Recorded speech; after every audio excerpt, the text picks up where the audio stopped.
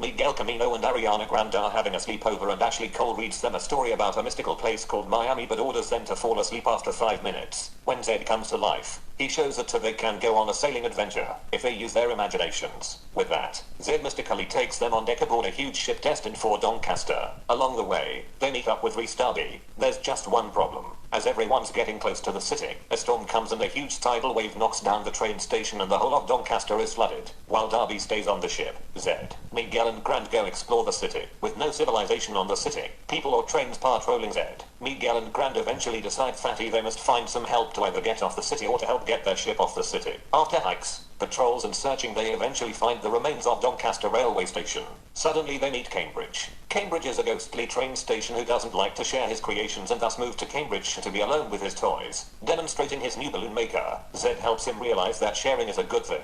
As a demonstration to sharing, Grant decides to give Cambridge a necklace in order to fix a flaw in his machine, thus making it a success. Then Cambridge starts sharing many of his creations and agrees to help the explorers find their way off the city. After a moment of thinking, Cambridge gets an idea of how to get the ship out of Doncaster. It says that trains called at the station until it closed down in 2025, but now it is back after a 75-year absence. Grant smiles at Cambridge and says that it is a great idea. 1 minute later, Cambridge takes control of the ship and the ship flies up to the sky. Hours later the ship reaches Leeds and after everyone leaves, the ship supposedly heads to a new city away from Leeds, called York.